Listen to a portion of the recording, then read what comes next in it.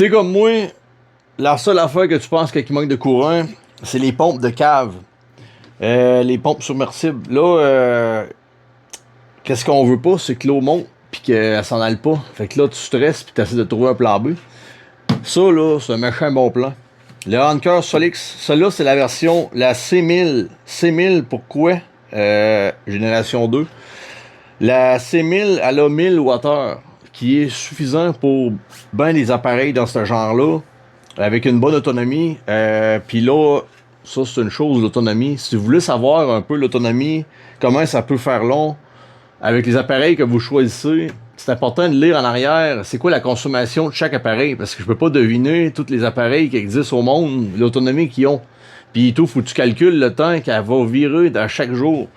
Comme une pompe de cave. Une C1000 comme ça, les pompes que j'ai ici consomment environ 450 watts de puissance. Là, ça, c'est 1000 Wh. Bon, si tu comptes facilement, là, tu fais un petit peu plus de 2 heures avec une pompe qui vire en continu, ça fait de l'eau en tabarouette.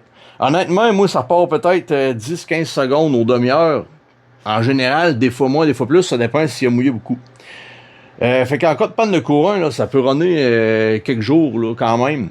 Puis qu'est-ce que je trouve super intéressant, ce modèle-là, ben, toutes les Anker sont de même. On peut la programmer que le courant, les prises de courant 120 volts ne s'arrêtent jamais. Là, par défaut, sont ajustés quand on le reçoit comme ça, qu'après 30 minutes, s'il n'y a rien qui a consommé du courant, ça se ferme. Mais on peut le mettre comme il arrête jamais de fonctionner, parce que si ta pompe pas rien qu'une fois ou deux par jour, ben toi, t'assurer que ça fonctionne.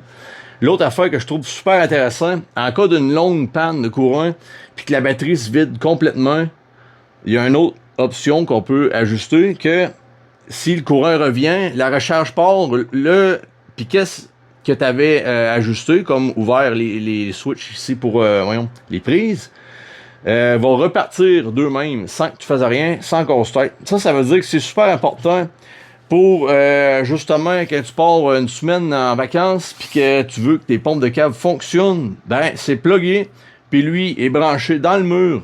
Qu'est-ce qui est super le fun aussi? Pendant qu'il est branché puis qu'il y a du courant puis que lui est branché dans le mur, c'est un peu comme si ça passait direct. Ça passe pas par la batterie, ça crée pas des cycles de recharge-décharge. C'est bien pensé quand même. Une chose super intéressante aussi, les imprimantes 3D. Tu sais que tu pars une impression qui dure 30 heures, tu veux pas que ça arrête parce qu'il y a une panne de courant. Fait que ça devient super intéressant pour ça. Ça switch directement à 10 millisecondes sur la batterie. Puis quand le courant revient, ben, ça revient automatique. Puis elle se recharge, elle se revient à 100%. Juste pour vous montrer, j'ai acheté ça, je pense que ça fait 8 ans, peut-être plus. Ce modèle-là, c'est une autre marque. Quand même, j'avais bien aimé. Elle a 500 Wh, fait que dans le fond, la moitié de celle-là, puis 500 watts de puissance. Ce qui me chicote un peu, mes pompes de cave, il a fallu que je travaille pour trouver des pompes de cave qui consomment moins de 500 watts de puissance, parce qu'à la plupart, t'es comme à 600, 700. Puis elle, les pointes, ils sont 500, c'est le maximum. Mais on voit que ça a évolué énormément. Celle-là, ici, c'est 2000 watts en continu qu'elle peut prendre, puis 3000 watts en pointe. Tu sais-tu que c'est 6 fois plus fort que celle-là ici, pour à peine plus gros? Fait que, bon, je sais pas si t'as énormément de questions, là. Mais qu'est-ce que je peux te dire?